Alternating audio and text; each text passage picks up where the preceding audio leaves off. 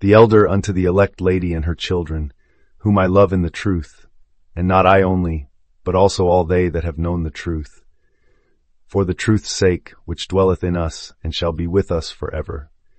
Grace be with you, mercy and peace, from God the Father, and from the Lord Jesus Christ, the Son of the Father, in truth and love. I rejoiced greatly that I found of thy children walking in truth, as we have received a commandment from the Father. And now I beseech thee, lady, not as though I wrote a new commandment unto thee, but that which we had from the beginning, that we love one another. And this is love, that we walk after his commandments. This is the commandment, that as ye have heard from the beginning, ye should walk in it. 2 John 1, 1-6. The elder who writes here is none other than your own I Am, speaking through the breath of imagination. He salutes the elect lady and her children, for you yourself are that presence, and your thoughts are her offspring. The truth which dwells in us is the single creative power by which every vessel of consciousness is shaped or reshaped on the wheel of your own mind. When grace, mercy, and peace flow to you from the Father and the Son, understand that this is simply the flow of your own creative faculty, moved by love. You rejoice when your children, your imaginings, walk in this truth, for to think and feel from the place of your fulfilled desire is to honor your divine birthright. Now comes the ancient commandment, fresh as dawn.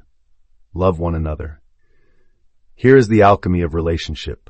Whenever you meet another aspect of yourself, be it friend, stranger, or so-called enemy, offer only that loving assumption by which you see him as you would wish him to be. Do not discard the clay because it seems misshapen. Reform it with kindness in your mind's eye. This, says the elder, is love, walking after his commandments. Not as law from without, but as the living word born in your own imagination. You ask, how? Simply decide who you would be. Assume that state in vivid sensory detail. Let that vision fall like seed into the fertile earth of your awareness, and then leave it there. It will ripen in its appointed hour, bringing forth its harvest of harmony. Thus you honor the truth within and walk in love, no longer a distant command, but your very life. For you are both potter and clay. Your imagination is God, and every loving act of assumption is the gentle hand that reshapes the world.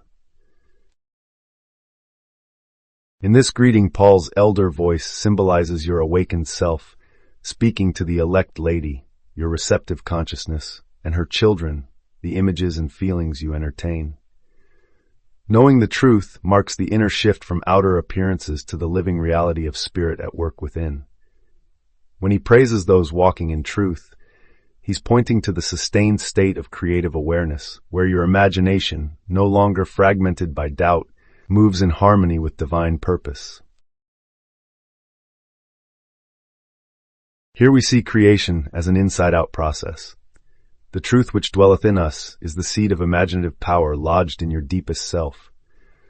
By assuming and celebrating the identity of that truth, God the Father and Christ the Son united in truth and love, you become both the potter and the clay.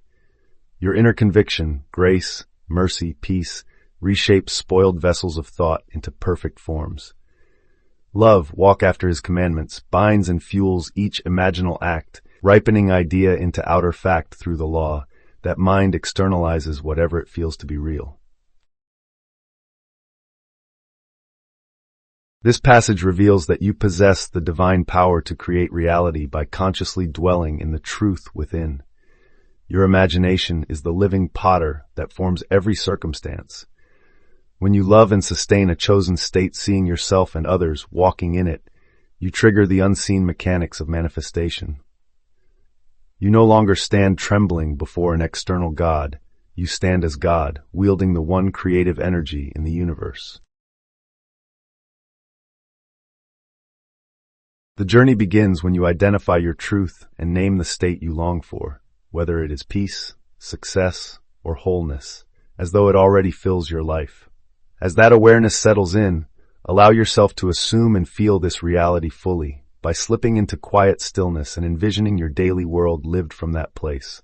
Notice the faces you meet, hear the words exchanged, and sense the emotions exactly as they would arise.